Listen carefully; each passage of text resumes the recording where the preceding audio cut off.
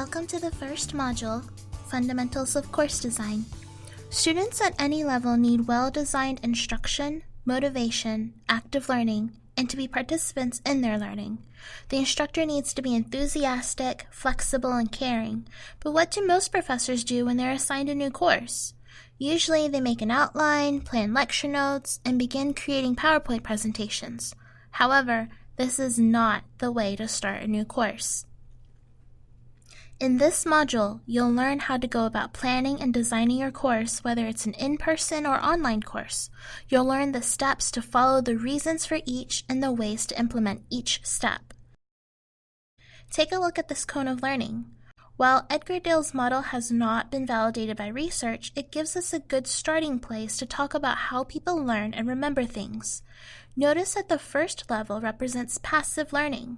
If we are just reading and listening for the majority of our learning, we are less likely to retain it for longer periods. What we want to get to as instructors is to engage our students in active learning. You might have heard it said that the best way to learn something is to teach it to someone. Discussing and giving presentations helps students engage in concepts more than just listening to a lecture. Think about what you remember from your high school years. It's likely that you remember best the things you were actively involved in, such as real-life projects, presentations, or even simulations. You probably thought they were fun and you learned at the same time. But from most professors, we just hear words. That's what they think they're supposed to do. Professors think this is the way to teach, just to pour information into students' heads. Felder has said that professors are the only people hired for a job for which they have not received any training. That's teaching. After this module, you'll know better than that. This slide shows you the questions you need to be thinking about as you begin to design your course. These questions form the foundation of what you do as a professor. Step back and ask yourself, where are we going? What are the goals for the course and for each unit? How are you going to guide students through the content?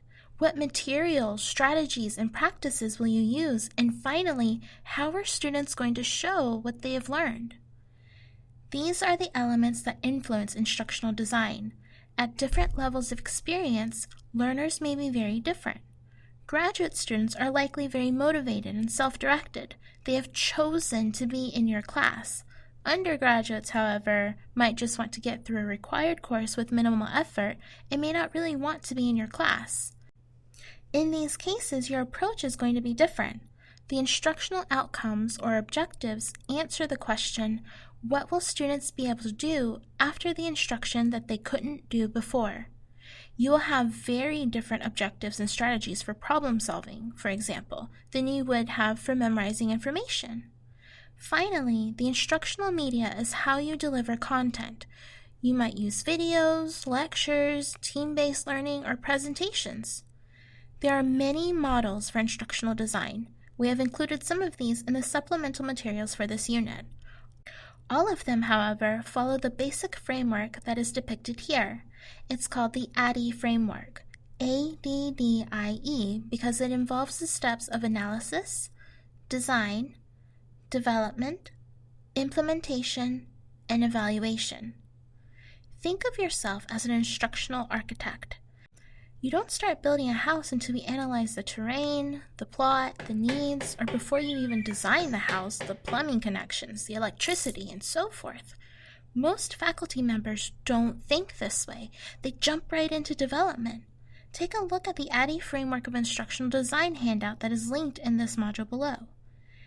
These are the steps that we will be exploring in this module. Throughout this course, you will be asked to think about a course you might actually teach, either sooner or later down the road.